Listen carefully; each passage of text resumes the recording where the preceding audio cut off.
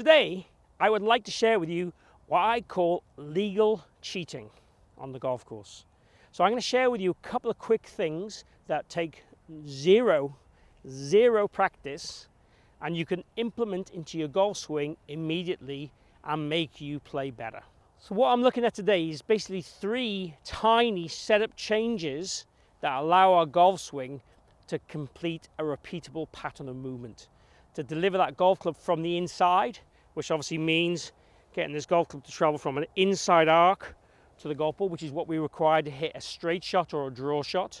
Anything that's out to in, cutting across the golf ball, will affect contact, distance, and give you that kind of pull and slice shot, well, obviously we do not want.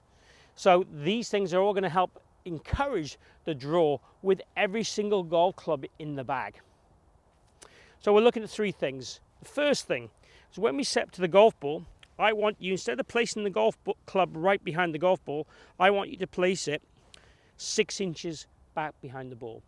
And potentially, the longer the club, you might go a few more inches back.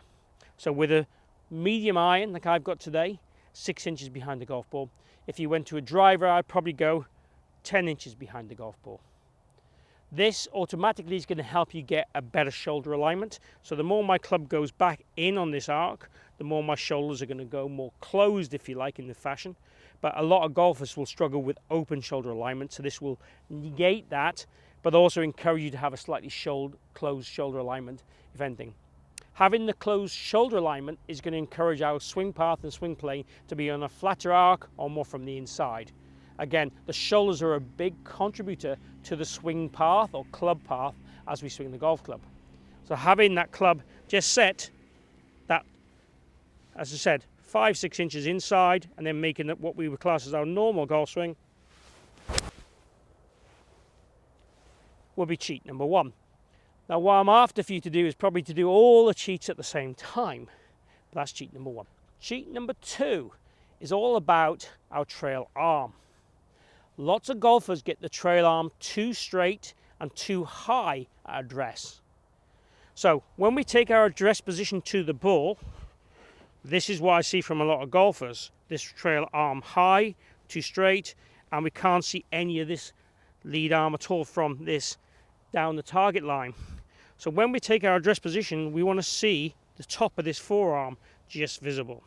So taking this arm down your trail leg, doing a dumbbell move, keeping it as close as we can to our belly, all the way to the ball and keeping it tucked in, and having that 6 inches behind the ball will be the first 2 cheats.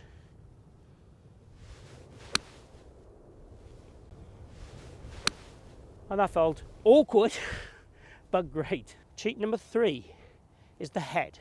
Now the head has a huge part, and I see a lot of guys at the moment when they step to the golf ball have the head too much towards the front of the golf ball. Now if you can't get your low point forward and you've got a short iron, I don't really have a huge issue with that, because it will encourage you to hit more down on the ball and get the low point later, but it will start to encourage the plane and the path to be more from the over the top point of view, as that perspective, or out to in. So for sure with the longer clubs we need to have the head behind the golf ball. What I want you to do is when we have this club head that's 6 inches back, I want to make sure that head is 6 inches behind the ball too. And I also want you to feel with your eyes you are tilting them and turning them a little bit to the right. So if you imagine you were on your phone, it's a bit like that kind of position. Now this is going to again encourage us visually to see a more inside path.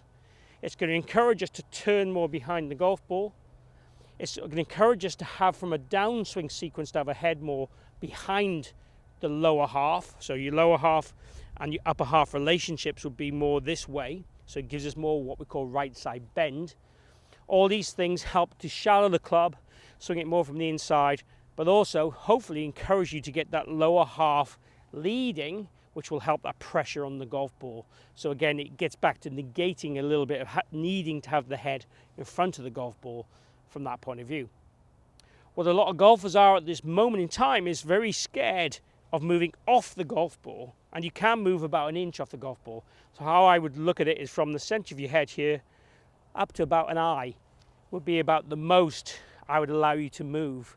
So we're trying to set up pretty much in that kind of location, maybe even a little bit more, and feel that the head doesn't move too much.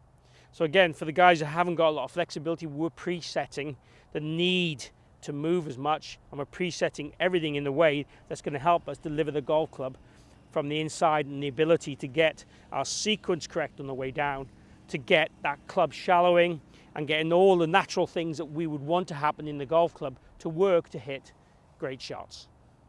Let's have a go at the 3 cheats put together. So we're setting up the golf ball, club 6 inches back, trail arm tucked in, head rotated and tilted behind the golf ball, and then from there we would make our normal golf swing.